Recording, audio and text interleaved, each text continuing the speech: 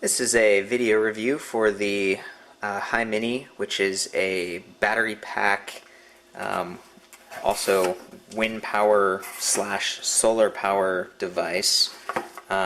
Here's actually the solar panel interface of it, and it's interesting. All of this actually comes in recycled cardboard, and you're actually supposed to leave it in this. This is the packaging that it goes in. Here's a special bike adapter for our bike right here, so you can mount it on and ride to work or wherever you're going. And then here's the HYmini itself. You can see in there there's the fan, and we're going to take it out here real quick and attach it and do some more reviewing. It's also worth noting that we ordered our HYmini from a Current Energy store in Texas, and we even got a little iPod adapter here for our iPhone, which we will be charging on the way to work. And the grand total here was $95 with shipping. So basically, this is like a battery pack, and you charge it, and it can either be charged by wind, by this little solar panel, or you can actually plug it into your wall, just your standard wall outlet, and then from that you can plug it into any of these little adapters, or the extra iPod adapter which we ordered. I think it comes with that in a lot of cases. And then here's our bike mount. And one of the interesting things we notice is that when you spin this, right in here there's a little light. You can see it. You can see it lighting up in there. To give you an idea of what the HYmini comes with right out of the box, this little instruction manual over here and everything. We've got a nice expandable adapter for USBs, and we've got an LG adapter, Nokia, Motorola, Ericsson, and Samsung, along with the wall adapter. And then a lot of sites, or rather the Current Energy store, I believe they have a special where they actually throw in the iPod adapter, which is right here. We know how useful that is. Everyone out there has an iPod or an iPhone. So moving on. The USB adapter is not designed to charge USB items. You plug directly into the HYmini with the USB.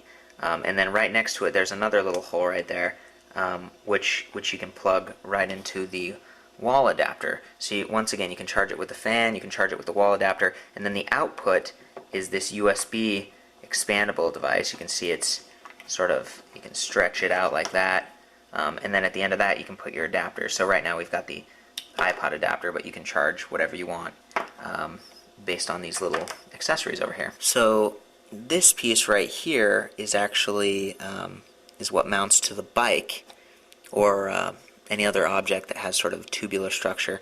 And then this piece kind of slides on to the top of it and kind of clicks on there, and then this little trigger is how you can take it off. There we go. So once that's on, unplug the USB from the HYmini. You can see the plugs in there again, and here's the rubber cover. I guess it's got two modes, so I guess you're passing electricity through to the object, or you're charging the HYmini. And then, let's see, I guess this just kind of fits in like so, and clicks. Yeah, there we go. The HYmini is designed to mount to your front bars on the bicycle, and then in essence kind of go right here.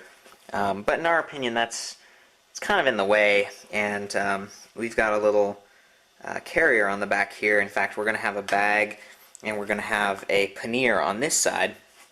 And so what we were thinking is, instead of putting it up there on the handlebars, we're going to put it back here, sort of along the side of the bike. So we'll have a pannier on one side and the little HYmini back here on this side. And in part, we aren't going to have two panniers because we've got this disc brake set up in here, and it's sort of limiting the way that we can connect a second pannier. And the great thing about having this back here rather than way up here on the handlebars is that the cord isn't going to have to go as far, because we're going to have our little iPhone up in this case when we ride to work. So this is going to be a great setup, we think. And the thing is, we ran into the challenge of this little mounting bracket. You can see there are two rubber washers in there, and it's designed to mount onto a big tube, or a tube like this. This is a smaller tube, and you get it on there, and it's loose, it's not tight.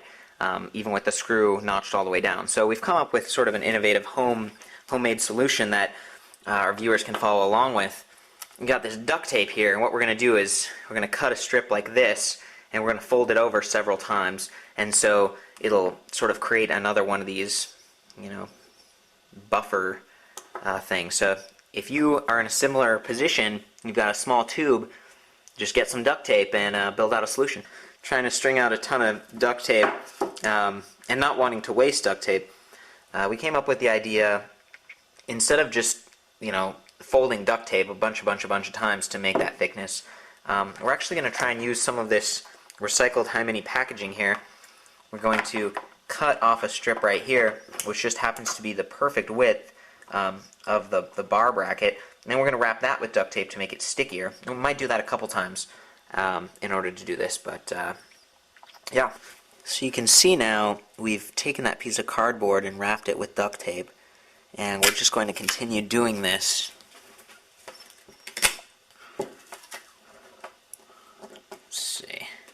until it's a proper thickness to help us with that mounting piece. So now we've wrapped it several times with the duct tape, but you'll notice it's too wide for this bracket, so what we're going to do is cut along these two angles and kind of seal it off that way. There you go. Sort of like that. Yeah, it looks like it's working all right. I mean, we mounted it on there. It's really sturdy. The one concern is that this knob, because it's sort of a finger twist solution, does stick out a little bit. You can see in there, but that's really not much more than our disc brake sticks out down there. So it's fairly solid. So we don't have the panniers here that I was discussing earlier. Eventually there will be a pannier right up here and then one on the other side.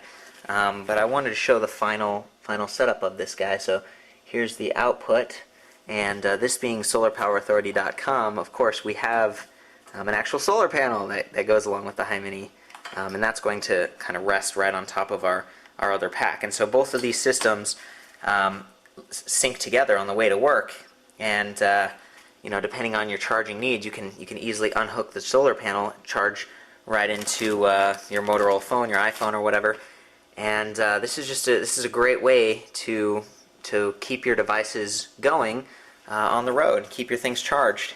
But we're going to go ahead and try and get some footage of this thing in action now that it's all set up. One of the things we noticed, we were just hopping on the bike a second ago and we kind of bumped it, and it's actually pretty, it's pretty well designed. It's not, you can bump it and it's not gonna break. The other thing is, if and when we want to take this bike out for some jumping action, it's real easy just to kind of pop the thing off. We'll have the mounting bracket there still, but yeah, kind of works that way. So now we're going to actually try and ride the bike and show you some fan spinning action, which is what it would be like to commute with this thing. Let's see.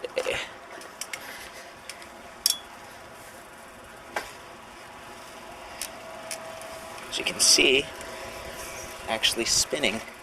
Whoa!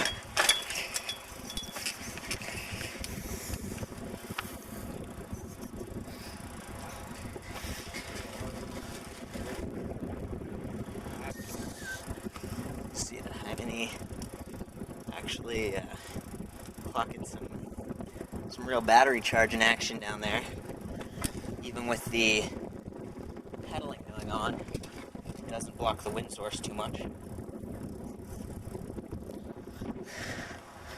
So there you have it. There's the review for the HYmini.